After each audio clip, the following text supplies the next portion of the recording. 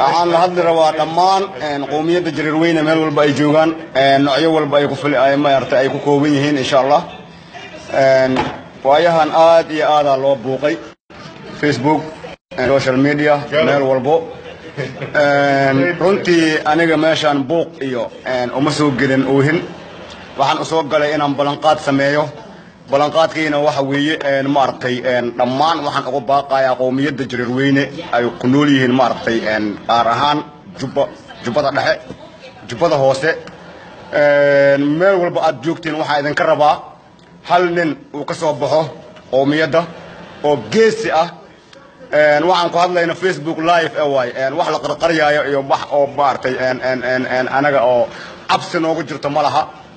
waxaan ka soo hadlayaa America United States gobolkan New York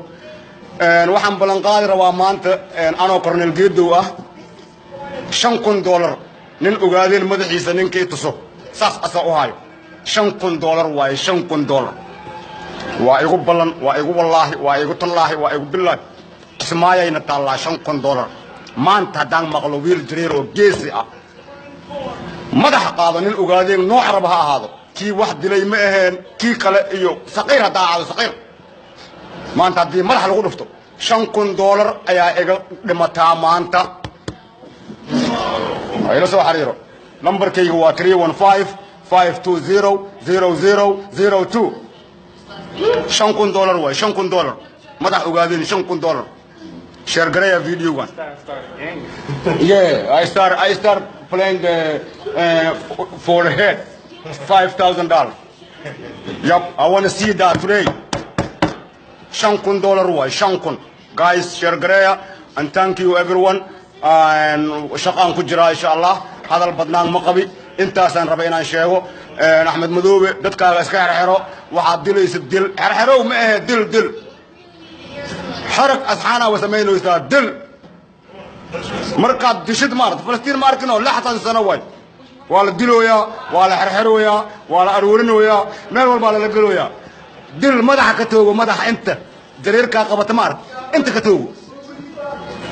وأنا أقول بلانتاس قول أتقول تعالى باي تاسنا وعن كل شيء يا كريدت لسه كريدت أنت دلو يسدن سوشيال ميديا يخجران United Nations ka lagu haastaa waata daysarta dheer oo maartay oo dhaqaalaha lagu siiyo America aan xilligan ay shaqeeyaa dhaqaalihiga ku joogtaa meesha Axmed Madoobe al-shabaab ka kala jirin terrorist al-qaa'ida dhammaan adi iyo waxa kula shaqeeya ba Axmed Maxamed Islaam ninka la leeyahay al-qaa'ida baa tahay shabaab baa tahay saana kugu bilaawna way xabada wayna kugu soconaysaa madaxweynaha Soomaaliya dhanna إن شاء الله ننسى وينتدي ذو كله حتى يصدقن سدينا وكلامنا هاي سدين السلام يا رمانتينا بفيسبوك والسلام عليكم ورحمة الله وبركاته أنت أمبان قوي كورنيل جيدو واي عالم بقصة هذا اللي يقولك إنا هذا مرة بين بل سبلان